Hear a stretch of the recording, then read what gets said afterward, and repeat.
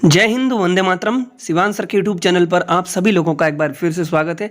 आज की ये वीडियो हम स्पेशली लेकर आए हैं डीएलएड सेकंड सेमेस्टर के लिए। ठीक है, डीएलएड द्वितीय सेमेस्टर वालों के लिए हमने ये विज्ञान की, साइंस की स्पेशल क्लास बनाई है। इसमें हम जितने भी प्रश्न करेंगे ना भाई, एकदम एक से एक जबरदस्त होंगे, जो कि एग्जाम में आते रहे हैं और आएंगे भी। तो सबसे पहले हम यहाँ पर बात करेंगे किसके बारे में, जो महत्वपूर्ण सूत्र हैं, जैसे कि बेकिंग सोडा, धावन सोडा, सिरका, चूना पत्थर, कास्टिक सोडा, विरंजक चूर्ण, ये हमेशा रिपीट होते रहते हैं। तो अगर सबसे पहले अगर आपसे एग्जाम में पूछ लिया जाए कि विरंजक चूर्ण का रासायनिक सूत्र लिखिए, तो आप क्या लिखेंगे? Capital CaOCl2। एक बात याद रखना, जहां पर ये ए लिखा है ना, ये स्मॉल है तो स्मॉल ही लिखना, ठीक है। बाकी लेटर जो हैं वो बड़े हैं। और यहाँ पर Cl2 लिखा है ना, तो एल के नीचे साइड में 2 लिखना। अच्छा, अगर इसका उपयोग पूछ लेता है कि विरंजक चूर्ण का उपयोग किस में होता है, तो ये कॉटन में, ठीक है, टेक्सटाइल उद्योग में होता है और विरंजित कपड़ों को धोने के लिए इसका प्रयोग होता है। और CaOCl2 को हम क्या बोलते हैं? Calcium oxychloride. Calcium oxychloride. Baking soda से अगर हम बात करें, बेकिंग सोडा का सूत्र तो होता है N, ठीक है, capital N small a HCO3। इसको बोलते हैं सोडियम बाइकार्बोनेट। बेकिंग सोडा को बोलते हैं सोडियम बाइकार्बोनेट। और ये क्या, इसका उपयोग क्या होता है मालूम है? पेट की अम्लता को और जल की कठोरता को, है ना, पेट की अम्लता और जल की कठोरता को कम करने के लिए भैया बेकिंग सोडा का यूज़ किया जाता है। अगर आपसे पूछ लेता है भाई धावन सोडा का सूत्र, बहुत एग्जाम में आया है, अति लघु, लघु, ऑब्जेक्टिव सभी में आता रहता है। धावन सोडा का सूत्र अगर आपसे पूछे तो हो Na2CO3। Na2CO3। Na2CO3 को बोलते हैं सोडियम कार्बोनेट। और ये कपड़े धोने के लिए इसका इस्तेमाल होता है, यूज़ होता है, ठीक है। अब सिरके का अगर हमसे रासायनिक सूत्र पूछ लेता है, तो इस सिरके को हम बोलते हैं एसिटिक एसिड, ठीक है, CH3COOH। CH3COOH। चूना पत्थर का हमसे सूत्र पूछ लेता है तो कैपिटल CaCO3। और अगर अब हम बात करें कास्टिक सोडा की, तो कास्टिक सोडा का रासायनिक सूत्र होता है NaOH, ठीक है। स्क्रीन पर आपके सामने लिखे हुए हैं, तो प्लीज़ इनको चाहे स्क्रीनशॉट मार लीजिए। और मैंने थोड़ा डिटेल में समझा दिया है, इनके यूज़ भी समझा दिए हैं, उपयोग क्या होता है, किसका उपयोग किस में होता है। तो आप वीडियो को देख भी सकते हैं, स्क्रीनशॉट भी मार सकते हैं, ठीक है। एग्ज़ाम का टाइम बहुत नज़दीक आ चुका है, बहुत कुछ ही दिन बचे हैं और आपका एडमिट कार्ड भी 4-5 तारीख को जहाँ तक है आ ही जाएगा, है ना। तो जल्दी से आगे बढ़ते हैं। और अगला हमारा टॉपिक जो शुरू होगा ना, वो बहुत ज़बरदस्त है। तो जल में घुलनशील, है ना, जो जल में घुल जाती हैं वो विटामिन कौन कौन सी हैं, एग्जाम में पूछा जाता है। जल में घुलनशील विटामिन होती है B और C, ठीक है ना, विटामिन B और विटामिन C। वसा में, ठीक है ना, वसा में घुलनशील विटामिन कौन कौन सी हैं? A, D, E, K। याद रखना ये बात। और हमसे प्रश्न में इस तरह से भी पूछ लेता है कि विटामिन, कुल कितने विटामिन होते हैं, विटामिन की संख्या तो कितनी है यहाँ पर आपके सामने, वो सब लिख देना। चलिए अगला प्रश्न हमारे सामने है, पूछ लेता है कि कशेरुकी प्राणी के उत्सर्जन अंगों के नाम लिखिए, ठीक है ना। कशेरुकी प्राणी के उत्सर्जन अंग कौन कौन से होते हैं? फेफड़े होते हैं, गुर्दा होता है और त्वचा होता है। जो कशेरुकी प्राणी होते हैं वो फेफड़े, गुर्दा और त्वचा के द्वारा उत्सर्जन करते हैं। यौगिक और मिश्रण क्या होता है भाई, ध्यान से समझ लीजिए, ठीक है। इतना लेंदी हम लिख नहीं सकते थे, इसलिए आपको समझा रहे हैं, आप बस सुन लीजिए अच्छे से। यौगिक और मिश्रण क्या है? अच्छा, यौगिक जो है ना, वो 2 या 2 से अधिक तत्व निश्चित अनुपात में संयोग करके एक नया पदार्थ बनाते हैं। यानी कि 2 या 2 से अधिक तत्व एक निश्चित अनुपात में मिलकर एक नया पदार्थ बनाएंगे, जिसे हम कंपाउंड यानी कि यौगिक कहेंगे। अब मिश्रण के बारे में जान लेते हैं। तो 2 या 2 से अधिक पदार्थ अनिश्चित अनुपात में मिलकर मिश्रण बनाते हैं, जैसे कि सिरका हो गया, पीतल हो गया, ठीक है ना। पीतल में क्या होता है?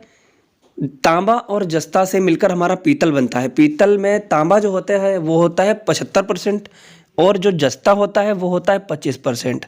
तो दोनों का अनुपात है ना अलग अलग है, समझ रहे? 2 पदार्थ हैं, दोनों के अनुपात अलग अलग हैं। एक है 75%, एक की मात्रा कम है, तो वो 2 मिलकर एक नया पदार्थ, एक मिश्रण बनाते हैं जिसको, जैसा कि पीतल, है ना, समझ गए।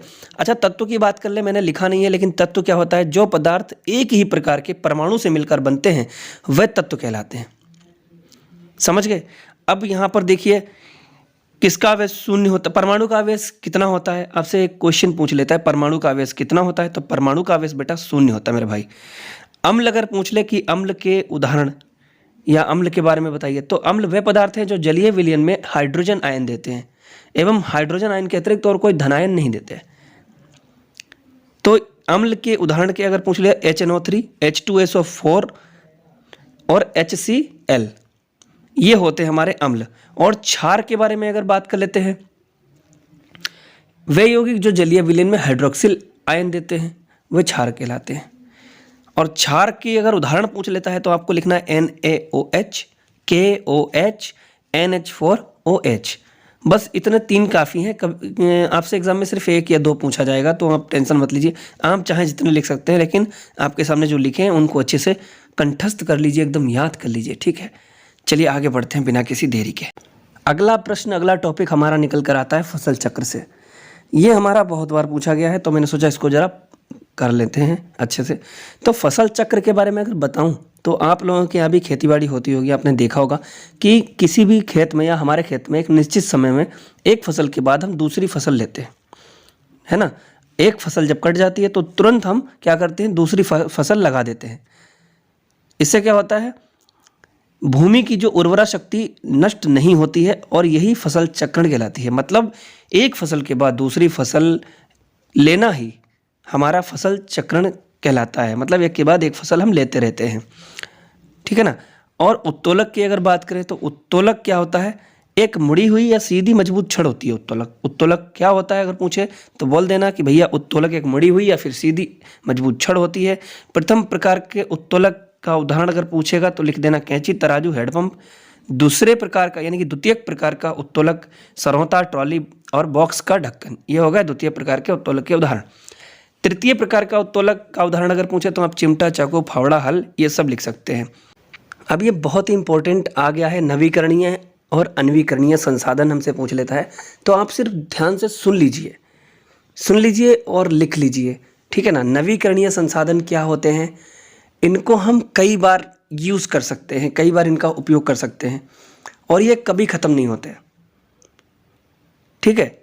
नवीकरणीय संसाधन कभी ख़त्म नहीं होते हैं और इनका उपयोग हम 1 बार करें, 2 बार करें, कई बार कर सकते हैं, 1000 बार, ठीक है ना। जैसे कि जल हो गया, ये नवीकरणीय संसाधन है। सौर ऊर्जा हो गई, कभी ख़त्म नहीं होती। और सूर्य, ये भी कभी ख़त्म नहीं होता, ठीक है ना। और अनवीकरणीय संसाधन में क्या होता है, इसमें क्या होता है कि इनका एक ही बार हम यूज़ कर सकते हैं और इनको दोबारा प्राप्त नहीं किया जा सकता, ठीक है। इन अनवीकरणीय संसाधन वह संसाधन है जिन्हें एक बार प्रयोग कर सकते हैं और दोबारा इनकी प्राप्ति करना संभव नहीं है, समझ गए। जैसे कि क्या हो गया, हमारा पेट्रोल वगैरह हो गया, है ना। एक बार गाड़ी में डाल दिया, यूज कर लिया, दोबारा वो गायब, फिर उसको नहीं ला सकते। तो ये तो नवीकरणीय अनवीकरणीय संसाधन हो गया। अब आप आगे देखिए क्या होता है। लेकिन हाँ, यहाँ तक वीडियो देख लिए ना मेरे भाई, तो ईमानदारी से अगर आपको वीडियो अच्छी लग रही है तो प्लीज़ एक लाइक मार दीजिए। और सब्सक्राइब नहीं किया, चैनल पर नए हो, सब्सक्राइब कर लो। आगे चल के इसी चैनल पर आपको बढ़िया से बढ़िया वीडियो मिलेंगी देखने को। चलो आगे बढ़ते हैं। अब जो टॉपिक है हमारा वो परिरक्षण से रिलेटेड है। परिरक्षण किसे कहते हैं, तो ये जानिए कि भोजन को खराब होने से बचाने के लिए हम भोजन का, खाने का जो होता है उसका परिरक्षण करते हैं। कैसे, और परिरक्षण वह क्रिया है जिसके द्वारा भोज्य पदार्थ यानी कि खाने वाले जितने भी पदार्थ होते हैं उनको हम लंबे समय तक ताज़ा और सुरक्षित रख सकते हैं, है ना। और जो भोजन हमारा खराब होता है उसमें जीवाणु और कवक के बीजाणु उपस्थित हो जाते हैं, तो वो भोजन हमारा खराब हो जाता है। नमी वगैरह के द्वारा हमारा भोजन बेकार हो जाता है। चलिए नाभिकीय ऊर्जा की अगर हम बात कर लेते हैं तो नाभिकीय ऊर्जा क्या होती है ना। कमेंट करके बताइए, नाभिकीय ऊर्जा के बारे में कभी पढ़ा है आपने? नहीं पढ़ा है, चलिए कोई बात नहीं। नाभिकीय ऊर्जा वह ऊर्जा है जिसे नियंत्रित नाभिकीय अभिक्रिया से उत्पन्न किया जाता है। और इसका उपयोग हमसे पूछ लिया जाए नाभिकीय ऊर्जा वह ऊर्जा है जिसे नियंत्रित और नाभिकीय अभिक्रिया से उत्पन्न किया जाता है और इसका उपयोग हमसे पूछे तो लिखना है बिजली उत्पादन में और आणविक बमों के निर्माण में नाभिकीय ऊर्जा का उपयोग किया जाता है। ज्वालामुखी से रिलेटेड हमसे क्वेश्चन पूछे गए थे, तो चलिए उनको भी देख लेते हैं। ज्वालामुखी क्या होता है, तो जब धरती को फाड़कर वाष्प, राख, धुआं और गैस बाहर निकलते हैं तो इस क्रिया को ज्वालामुखी कहा जाता है। ज्वालामुखी होता कैसा है, तो एक शंक्वाकार पर्वत होता है जिसके नीचे ये सभी चीज़ें होती हैं, वाष्प होता है, राख, धुआं, गैस, ये सभी होते हैं। जब वो फटता है ना तो लावा निकलता है ना, धुएं हो जाता है, राख हो जाती है, तो गैस में बाहर निकल जाता है। सक्रिय ज्वालामुखी, प्रसुप्त ज्वालामुखी और शांत ज्वालामुखी, ये ज्वालामुखी के 3 प्रकार हैं। आपसे ज्वालामुखी किसे कहते हैं, ज्वालामुखी के कितने प्रकार होते हैं, ये पूछा जाएगा, तो आपको यही लिखना है। सक्रिय ज्वालामुखी, प्रसुप्त ज्वालामुखी और शांत ज्वालामुखी, ये ज्वालामुखी के 3 प्रकार होते हैं। आपका भैया 1 नंबर पक्का हो जाएगा, भरोसा रखिए। चलिए भाई लोग, अपना जो है ना उत्सर्जन से रिलेटेड अगर टॉपिक पूछा जाए, उत्सर्जन किसे कहते हैं, तो बताइएगा कि अपशिष्ट पदार्थों को शरीर से बाहर निकालने की प्रक्रिया होती है उत्सर्जन। समझ गए, मतलब कि शरीर में उपापचय की क्रियाओं द्वारा अपशिष्ट पदार्थों को शरीर से बाहर निकालने की प्रक्रिया उत्सर्जन होती है। हम भोजन ग्रहण करते हैं, ठीक है ना, भोजन ग्रहण करते हैं तो वो भोजन हमारे शरीर में पचता है, ठीक है ना, और जो अपचित भोजन होता है, ठीक है ना, जो पचता है वो तो पच गया, जो नहीं पचा वो हमारा मल मूत्र के द्वारा बाहर निकल जाता है, वो होता है उत्सर्जी पदार्थ बोला जाएगा, ठीक है ना। और प्रमुख जो अपशिष्ट होता है वह होता है कार्बन डाइऑक्साइड, जो कि हम अपने सांस के द्वारा बाहर छोड़ते हैं। समझ गए भाई लोग। तो चलिए चंद्र ग्रहण, और हाँ, मुख्य उत्सर्जन अंग पूछ लेता है कि उत्सर्जन अंगों के नाम लिखिए मानव शरीर में या मनुष्य में, तो वो होते हैं गुर्दे, मूत्रवाहिनियाँ, मूत्राशय और मूत्र मार्ग, हमारे ये उत्सर्जन करते हैं, ये उत्सर्जन अंग हैं, ठीक है। चंद्र ग्रहण पूछ लेता है, तो चंद्र ग्रहण कब होता है, ये होता है भैया पूर्णमासी के दिन, जब सूर्य एवं चंद्रमा के बीच पृथ्वी आ जाती है। कंफ्यूज मत होना, सूर्य ग्रहण चंद्र ग्रहण में बच्चे कंफ्यूज हो जाते हैं, मेरे भाई लोग कंफ्यूज मत होना। पूर्णमासी के दिन होता है चंद्र ग्रहण, अमावस्या के दिन होता है सूर्य ग्रहण। चंद्र ग्रहण में क्या होता है, जब सूर्य एवं चंद्रमा के बीच पृथ्वी आ जाती है तो वहां पर होता है चंद्र ग्रहण। अब सूर्य ग्रहण की अगर बात करता है मेरे भाई, तो अमावस्या के दिन होता है सूर्य ग्रहण, और सूर्य और पृथ्वी के बीच में जब चंद्रमा आ जाए, याद रखिए, सूर्य पृथ्वी के बीच में जब चंद्रमा आ जाता है तो होता है सूर्य ग्रहण, और सूर्य और चंद्रमा के बीच जब पृथ्वी आ जाती है तो होता है चंद्र ग्रहण। समझ गए आप लोग। चंद्र ग्रहण पूर्णमासी के दिन, सूर्य ग्रहण अमावस्या के दिन। अंडरस्टैंड। प्रदूषण के बारे में अगर पूछ ले, प्रदूषण से 100% आप देख लेना एग्जाम में 1 या 2 नंबर का रखा मिलेगा भैया। तो प्रदूषण क्या कहते हैं, जो हमारा पर्यावरण होता है, पर्यावरण किसे कहते हैं, जो हमारे चारों तरफ जो भी कुछ है वो सब पर्यावरण के अंतर्गत आता है। समझ रहे हैं। और पर्यावरण में जब ऐसे पदार्थ शामिल हो जाते हैं जो पर्यावरण को दूषित कर देते हैं तो समझ लेना हमारा पर्यावरण प्रदूषण हो गया। और पर्यावरण प्रदूषण के प्रकार जल प्रदूषण है, मृदा प्रदूषण है, ध्वनि प्रदूषण है, वायु प्रदूषण है। अब इनके बारे में क्या है कि जल का गंदा होना जल प्रदूषण होता है। आप लोग समझ सकते हैं कैसे कैसे जल गंदा होता है। तालाबों में लोग क्या करते हैं, अपने जानवरों का स्नान कराते हैं, मलमूत्र विसर्जित वगैरह करने लगते हैं ना, सबों का विसर्जन, इससे होता है जल प्रदूषण। मृदा प्रदूषण, मिट्टी प्रदूषण, इससे क्या होता है, खादों का जब निरंतर उपयोग करते हैं, खेतों में लगाते हैं तो मिट्टी थोड़ी बहुत खराब होती है। और ध्वनि प्रदूषण, जब बहुत ज़्यादा इतनी ध्वनि उत्पन्न हो जाए कि हमारे कान उसको सहन ना कर सकें तो होता है ध्वनि प्रदूषण। वायु प्रदूषण क्या होता है, वायु प्रदूषण ये होता है कि हमारा वायुमंडल में जो ऑक्सीजन है, ऑक्सीजन वो गंदी हो जाए, हमें सांस लेने में दिक्कत होने लगे तो समझ लेना भैया वायु प्रदूषण हो गया। संतुलित आहार की बात करते हैं तो जो आहार, जो भोजन हमें, हमारी जो शरीर की आवश्यकता है, हमें कितनी प्रोटीन चाहिए, कितनी विटामिन चाहिए, कार्बोहाइड्रेट, वसा, इन सभी चीज़ों की पूर्ति अच्छे से करता है, वो आहार संतुलित आहार कहलाता है। समझ गए आप लोग। शरीर की आवश्यकता क्या होती है? यही तो होती है, प्रोटीन है, कार्बोहाइड्रेट है, वसा है, यही सब होती है। जो शरीर को आवश्यकता अनुसार सभी पोषक तत्व तो प्रदान करे, वही होता है हमारा संतुलित आहार। समझ गए? क्वेश्चन पूछा जाएगा कि संतुलित आहार क्यों लेना चाहिए, संतुलित आहार क्यों आवश्यक है? तो ये ऊर्जा के लिए आवश्यक है, शरीर में ऊर्जा के लिए, शरीर निर्माण के लिए, शरीर की क्रियाओं को सुचारू रूप से चलाने के लिए, शरीर की सुरक्षा के लिए संतुलित आहार की आवश्यकता होती है। हमारे चैनल पर वीडियो कब आएगी ये जानने के लिए, डीएलएड से रिलेटेड जो भी न्यूज़ आती है वो जानने के लिए हमारे टेलीग्राम चैनल को ज्वाइन कीजिए। आपके सामने लिखा है, लिंक आपको डिस्क्रिप्शन बॉक्स में मिल जाएगी, या फिर आप शिवांश सर नाम से टेलीग्राम पर हमारा चैनल सर्च कर सकते हैं और जुड़ सकते हैं।